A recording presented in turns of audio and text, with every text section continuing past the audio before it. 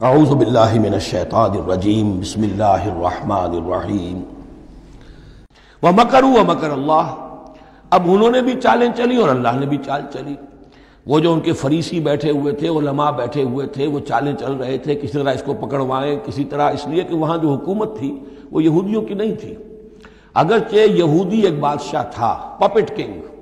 جیسے کنگ فاروق ہوتے تھے مصر کے اندر، اصل حکومت انگریزوں کی تھی، لیکن کنگ فاروق بیٹھے ہوئے ہیں۔ اسی طرح کا وہ پپٹ کنگ تھا کہ جو یہودیوں میں سے تھا، اصل حکومت تھی رومیوں کی، اور رومی گورنر پائلیٹس پونٹس وہ وہاں پر موجود تھا۔ اور اس طرح کی کوئی کیپٹل پنشمنٹ جو ہے وہ یہودی خود نہیں دے سکتے تھے جب تک کہ وہ جو اصل گورنر ہے اس کی طرف سے اس کا حکم صادر نہ کیا جائے۔ لیکن ان کی مذہبی عدالتیں تھیں،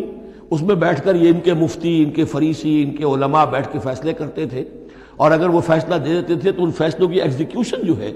وہ پھر رومن گورنمنٹ کے تھرو، اور وہ ہوتی تھی اس کی جو تنفیذ جو ہے وہ پائلیٹس پونٹس کے ذریعے سے۔ لہذا ان کے ہاتھ بندھے ہوئے تھے۔ اب کسی طریقے سے پھنسوائیں اس کو، سوال الٹے سیدھے کرنے، ایسے سوال کرنے کہ وہ جواب دیں تو اس میں بغاوت کی بو آ جائے، تو کہیں دیکھو یہ رومیو یہ تمہارا باغی ہے۔ اس طرح کی وہ چالیں چل رہے تھے۔ وَمَكَرُوا وَمَكَرَ اللَّهُ، اللہ کی اپنی چال تھی۔ اب اللہ کی چال کیا تھی؟ اب اس کی تفصیل قرآن میں نہیں ہے، یعنی یہ کہ ان کے حواریین میں سے ہی ایک نے دھوکہ دیا اور حضرت مسیح علیہ السلام کو گرفتار کروایا۔ اب اس کے بعد اللہ تعالیٰ نے جو کچھ انجیل برنباس میں ہے، قرآن میں نہیں ہے، حدیث میں نہیں ہے، ہمارے اولین جو مفسرین ہیں ان کے ہاں بھی نہیں ہے، لیکن یہ انجیل برنباس، ایونجیلیم برنابے، جو پوپ کی لائبریری سے برآمد ہوئی ہے، اس کے اندر یہ تفصیل ہے کہ جس حواری نے آپ کو غداری کر کے پکڑوایا تھا، گرفتار کروایا تھا، اس کی شکل حضرت مسیح کی بدل دی اللہ نے، اور وہ پکڑا گیا، سولی وہ چڑھا ہے، اور حضرت مسیح پر وہ ہاتھ ڈال ہی نہیں سکے، بلکہ جس باغ میں آپ روپوش تھے، جیسے ایک کوٹھڑی سی بنی ہوئی تھی جس میں کوئی آلات وغیرہ رکھ دیتے ہیں، اس باغ میں وہ روپوش تھے اور اس کوٹھڑی میں عبادت کر رہے تھے۔ باقی جو ان کے حواری ہیں 12 وہ باہر تھے۔ اس وقت وہ سٹک گیا، ایک شخص وہاں سے چپکے سے گیا کہ اب میں پکڑواؤں گا، اور جا کر جو ہے وہ سپاہیوں کو لے آیا، رات کے وقت نیلے لے کر آئے۔ اس نے کہا میں اندر جاؤں گا، جسے میں کہوں اے ہمارے استاد بس پکڑ لینا وہی مسیح ہے، اس لیے کہ رومیوں کو کیا پتا تھا وہ مسیح کون ہے، وہ تو یہودی ہے۔ لہذا جیسے ہمارے ہاں پولیس والوں کو کیا پتا ہے وہ آئے ہیں، آئیڈینٹیفائی کون کرے گا؟ تو اس نے کہا کہ میں کہوں گا اے میرے آقا، میرے استاد بس پکڑ لینا۔ اب یہ جب اندر داخل ہوا تو جیسے ہی کمرے میں داخل ہوا، اس کوٹھڑی میں اس کی چھت پھٹی، 4 فرشتے نازل ہوئے، حضرت مسیح کو لے کر وہ چلے گئے، اور اس شخص کی شکل جو ہے وہ بدل دی گئی حضرت مسیح والی۔ اب یہ گھبرا کر باہر نکلا تو دوسرے حواریین جو تھے انہوں نے کہا اے ہمارے استاد،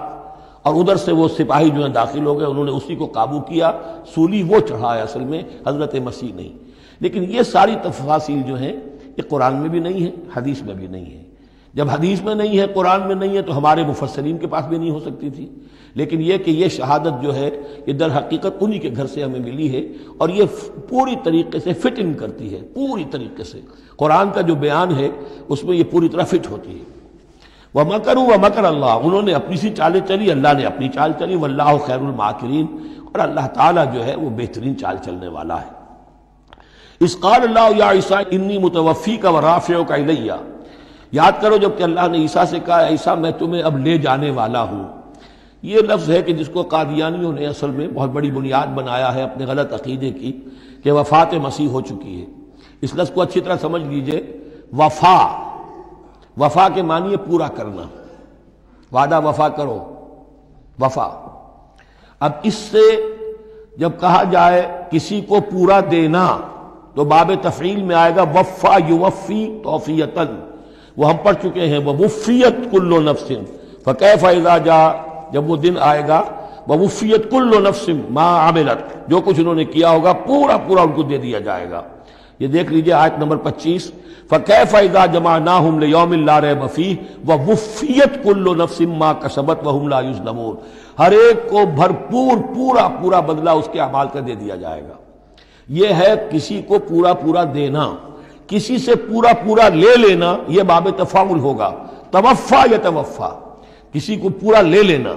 تو پورا لے لیتا ہے اللہ تعالیٰ نے۔ یہ لفظ جو ہے پورا بتمام و کمال یہ گویا کہ منطبق ہوتا ہے حضرت مسیح پر کہ حضرت مسیح کو ان کے جسم اور جان سمیت اللہ لے گیا۔ ہم جب کہتے وفات پا گیا تو یہ ہے استعارتاً، جسم یہی رہ گیا، صرف جان گئی ہے۔ اور یہی لفظ قرآن میں آتا ہے نیند کے لیے بھی، اللہ یتوفی الانفس حین موتہا، اس لیے کہ نیند میں بھی یہ ہوتا ہے کہ خود شعوری نکل جاتی ہے انسان میں سے، اگرچہ زندہ ہے، اب اس کو اگر کوئی چیونٹی کاٹ رہی ہے تو جاگ جائے گا، لیکن ویسے اس کی خود شعوری ختم ہو چکی ہے، اور روح کا تعلق ہے خود شعوری کے ساتھ۔ تو نیند میں بھی اللہ تعالیٰ روح کو قبض کر لیتا ہے، اس کے لیے بھی توفی کا لفظ ہے۔ پھر جب انسان مرتا ہے تو روح اور جان دونوں چلی گئیں اور صرف جسم رہ گیا، یہ بھی توفی ہے۔ اور سب سے زیادہ مکمل توفی کیا ہے کہ اللہ تعالیٰ حضرت مسیح کو ان کے جسم، جان اور روح تینوں سمیت سموچے حضرت مسیح کو زندہ جو کا توں لے گیا۔ یہ ہے عقیدہ جو مسلمانوں کا ہے، اور جہاں تک لفظ کا تعلق ہے اس میں قطعاً کوئی بات جو ہے اس میں ایسی نہیں ہے کہ جس سے کوئی شخص دلیل پکڑ سکے، سوائے اس کے کہ ان لوگوں کو بہکانا آسان ہے جنہیں عربی زبان کی گرامر سے واقفیت نہیں، وہ ایک ہی وفات جانتے ہیں۔ وفات تین ہو گئی ہیں ازلو قرآن جو میں نے آپ کو سمجھائی ہیں۔ اس قال اللہ یا عیسیٰ انی متوفی کا، میں تمہیں لے جاؤں گا، ورافعک الیہ، اور تمہیں اپنی طرف اٹھا لوں گا، ومطہرک من الذین کفروا، اور تمہیں پاک کر دوں گا ان لوگوں سے جنہوں نے تمہارے ساتھ کفر کیا ہے،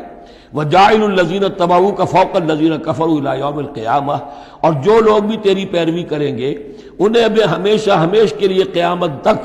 ان کے اوپر رکھوں گا کہ جنہوں نے کفر کیا ہے تیرے ساتھ، جو تیرا انکار کر رہے ہیں یہودی، اس کے بعد سے جو پسے ہیں آج تک پس رہے ہیں۔ حضرت مسیح سن 30 میں اٹھا لیے گئے یا 33 میں، اور اس کے بعد سے آپ کو معلوم ہے کہ مسلسل سن 70 عیسوی میں ہیکل سلیمانی ختم ہوا، 1,20,000 یا 1,33,000 یہودی ایک دن میں ٹائٹس نے قتل کیے یروشلم میں حضرت مسیح کے رفع سماوی کے 40 برس بعد۔ ان کا ہیکل سلیمانی بھی وہ جو ہے وہ ختم کر دیا گیا، اب اس کی ایک دیوار ہے، میں بتا چکا ہوں 1927-28 برس ہو گئے ہیں کہ ان کا کعبہ گرا پڑا ہے۔ 1917 سے پہلے تک، بلکہ یوں سمجھیے پہلے 500 برس تک تو ان کا داخلہ بھی ممنوع تھا۔ یہ تو حضرت عمر کے ہاتھوں جب فتح ہوا ہے، یہ ڈائسپورا کا ان کا پیریڈ کہلاتا ہے، ایک پیریڈ ان کا کیپٹیوٹی کا تھا، جبکہ وہ نیبوکڈنیزر لے گیا تھا انہیں اور بیبیلونیا میں قید میں رکھا ہے، وہ ہے ان کا پیریڈ آف کیپٹیوٹی۔ اس کے بعد واپس آئے حضرت عزیر کے زمانے میں، دوبارہ دوسرا ٹیمپل بنایا، اس کے بعد یہ ٹیمپل سن 70 عیسوی میں ختم ہوا، اور ڈائسپورا کہلاتا ہے کہ منتشر ہو جانا، انہیں وہاں سے نکال دیا گیا تھا کہ تم دفع ہو جاؤ یہاں سے، فلسطین میں تم نہیں رہ سکتے۔ کوئی روس چلا گیا، کوئی ہندوستان چلا گیا، کوئی مصر چلا گیا، کوئی اور یورپ چلا گیا، پوری دنیا میں پھیل گئے۔ یہ ڈائسپورا اولاً ختم ہوا ہے حضرت عمر رضی اللہ تعالیٰ عنہ کے ہاتھ سے، جب فتح ہوا ہے یروشلم، اس وقت حضرت عمر نے اس کو یروشلم کو اوپن سٹی قرار دیا کہ یہاں عیسائی بھی آ سکتے ہیں، مسلمان بھی آ سکتے ہیں، یہودی بھی آ سکتے ہیں، یہ سب کا مشترک شہر ہے۔ لیکن جو عیسائی تھے یروشلم کے، انہوں نے جب ہینڈ اوور کیا تھا، فتح نہیں کیا تھا مسلمانوں نے یروشلم، ایک ٹریٹی کے تحت، ایک معاہدے کے تحت ہینڈ اوور کیا تھا۔ اس معاہدے میں یہ شرط انہوں نے لکھوائی تھی کہ یہودیوں کو یہاں آباد ہونے کی اجازت نہیں دیں گے۔ چنانچہ یہ اجازت تو ہو گئی حضرت عمر کے زمانے سے کہ آ سکتے ہیں، زیارت کر سکتے ہیں، لیکن یہاں رہ نہیں سکتے، پراپرٹی پرچیز نہیں کر سکتے، کوئی مکان نہیں بنا سکتے، سیٹل نہیں ہو سکتے۔ یہ رہا ہے جب تک کہ موجود رہی ہے اسلامی خلافت۔ ترکوں نے بھی اجازت نہیں دی، بڑی سے بڑی رشوتیں یہودیوں نے دینی چاہیے انہیں، اور در حقیقت خلافت کا خاتمہ جو کروایا یہودیوں نے وہ اس لیے کہ انہیں یہ نظر آتا تھا کہ اس خلافت کے ہوتے ہوئے ہمارے لیے ممکن نہیں رہے گا کہ ہم کسی طرح بھی فلسطین میں دوبارہ آباد ہو سکیں۔ لیکن پھر برطانیہ کے جو وزیر تھا بالفور، اس کے ذریعے سے انہوں نے بالفور ڈیکلریشن 1917 میں حاصل کیا ہے، پھر ان کو حق ملا ہے کہ یہ یہاں آ کر جائیداد بھی خرید سکتے ہیں، سیٹل بھی ہو سکتے ہیں، اور اس کے یوں سمجھیے کہ 31 برس کے بعد پھر اسرائیل کی ریاست وجود میں آئی ہے۔ یہ تاریخ ذہن میں رہے۔ اگرچہ 1917 کے بعد سے انہیں کچھ سانس تو مل گیا ہے، اب ایک طرح سے محسوس ہوتا ہے کہ دنیا میں بڑے اقتدار پر ہیں، مٹھی بھر ہیں، یہ زیادہ سے زیادہ 13-14 ملین ہے، 1.5 کروڑ سے بھی کم، لیکن پوری دنیا کی معیشت جو ہے اس کا بڑا حصہ ان کے کنٹرول میں ہے۔ لیکن پھر بھی یہ سب کچھ جو ہے وہ عیسائیوں کی سپورٹ کی وجہ سے ہے۔ اگر عیسائی ان کی مدد نہ کریں تو ان کا تو یوں سمجھیے کہ ٹکڑے اڑا کر رکھ دیں عرب ایک دن میں۔ لیکن اب پیچھے پوری امریکہ کی حکومت ہے، امریکہ کے حواریین ہیں، خاص طور پر west white Anglo Saxon Protestants, امریکہ اور برطانیہ، وہ تو گویا کہ ان کے در خرید ہیں ایک طرح سے، اور بھی جو ممالک ہیں عیسائی، اب یہ فتح کر چکے ہیں ان سب کو، عیسائیوں کے اوپر ان کا غلبہ ہے۔ اس لیے اب جو شکل ہے وہ بھی یہ ہے کہ ان کا وجود ہے یہی کہ عیسائی ہیں اوپر، اور یہ مانوی طور پر سازشی انداز میں انہیں کنٹرول کر رہے ہیں۔